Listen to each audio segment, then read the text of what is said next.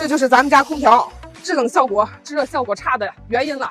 今天收了2台空调，其中这台一看年份就特别长，古董级别的，这一台我就不打算搞了，直接废品出。而这一台年份就比较近，我比较相中，但是它特别的脏，看一下全是灰粉面子。接下来我就把它的全台清洗方法分享给大家，视频有点长，记得点赞加收藏。拆卸这台空调，咱们首先拆卸这台空调的下半部分，把它扒开。我操，哎呦，全是灰粉面子呀！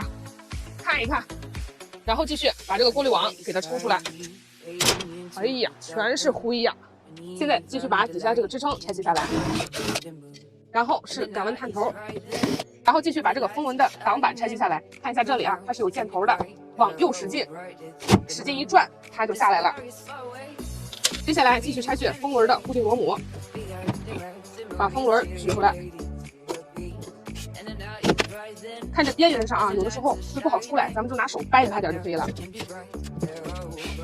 这样呢，这个风轮咱们就取出来了。接下来呢，咱们拆卸这台空调的电机。为什么拆卸电机呢？因为这台空调哪儿都是灰尘，咱们需要大拆大洗。现在咱们把固定螺丝拧下来，然后底下线槽这里呢也会有2颗固定螺丝。这样呢，这个电机就卸下来了。接下来咱们拆卸这台空调的上半部分。现在只需要往上一提，这个上半部分就拆卸下来了。现在继续把这个接收器拆卸下来，把它拿到一边，然后继续呢把左右摆动的小电机给它拆卸下来。这个前半部分咱们整体就可以拿走了。接下来咱们继续拆卸电源盒。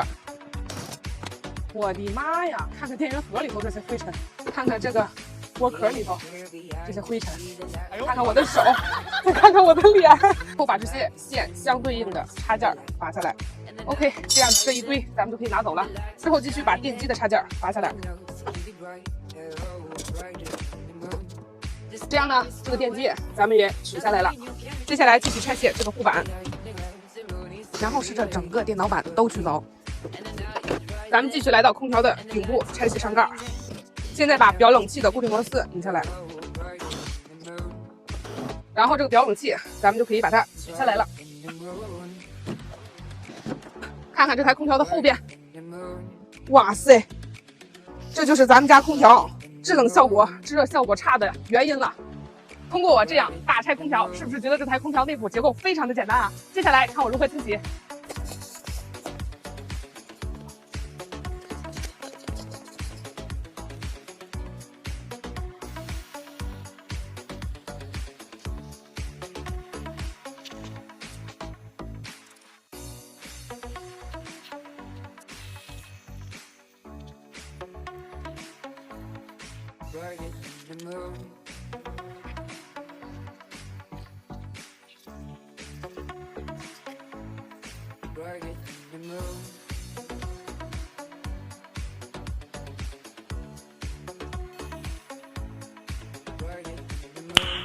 Nice。现在这台空调就已经全部清洗好了，来看一下，是不是非常的干净？